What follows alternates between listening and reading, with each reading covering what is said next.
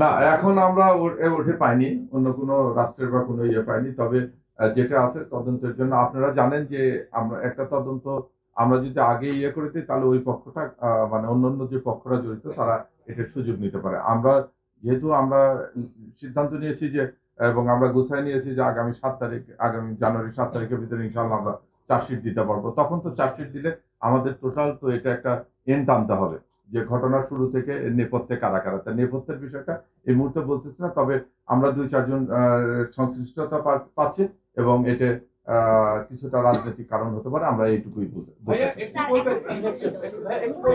এটা দুভাবেই ট্রাই করা হচ্ছে।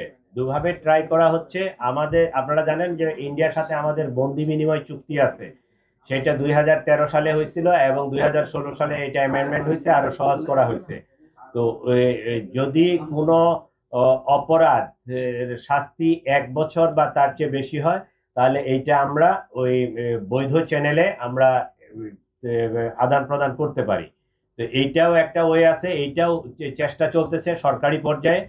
ইনফরমাল ওয়েতে পার্সোনাল পরিচিতি থেকেও আমরা চেষ্টা চালাইছি। যে ইনফরমেশনগুলো আপনাকে বললাম যে ওই যে পূর্তি এবং ওই যে ট্যাক্সি ড্রাইভার স্বামী দুইজনকে মেঘালয় পুলিশ অ্যারেস্ট করছে, এটা কিন্তু আমাদের ইনফরমাল কমিউনিকেশনের ফলশ্রুতিতে। এবং আমরা এই তদন্তের এই যে রুট দিয়ে গেছে, কে তারে পার করলো, এই তথ্যগুলো যখন তাদের সাথে শেয়ার করছি তারাও এটা তদন্ত করে দেখছে এবং তারা ওই দুইজনকে তারা অ্যারেস্ট করছে। না, এটা এরকম কথা না। ওটা অপরাধটা সংগঠিত হয়েছিল ওখানে, যে কিলিংটা হয়েছিল সেই কিলিংটা এমপি মহোদয় কিলিং হয়েছিল ওখানে, সেই জন্য পিওটা ছিল ওখানে, কিন্তু আমাদের পিও তো এখানে।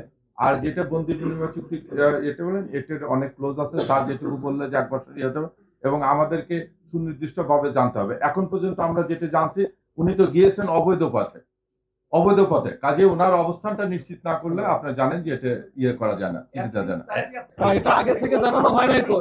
হ্যাঁ না শোনেন, গণমাধ্যমের যে কথা আমি একটু আপনাকে বলি ভাই, গণমাধ্যমে তো অনেক রকম কথা না, আমাদের তো নিশ্চিত হয়ে কথা বলতে হবে, আমাদের এটা ডকুমেন্টারি নিয়ে আসতে হবে। এখন অনেক গণমাধ্যমে তো এটাও বলাচ্ছে যে পাশেই আছে, এরকম কথা এসেছে, আমরা তো সেটাতে যাব না।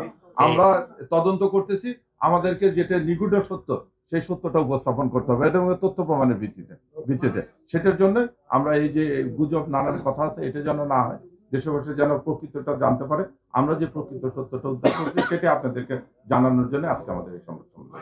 শফিক ভাই, আপনারা 11 জনকে গ্রেফতার করেছেন, কিন্তু এর বাইরেও পরিকল্পনা কিংবা নির্দেশদাতা কেউ আছে কিনা দেশের ভিতরে এবং ফাইন্ড আউট করতে পেরেছেন কিনা? আমি শুরুতেই কিন্তু এটা বলেছি যে আরো কিছু লোক আমাদের ইয়াতে আছে। আপনারা যে প্রশ্নটা করেছেন সত্যি যে নেপথ্যে কে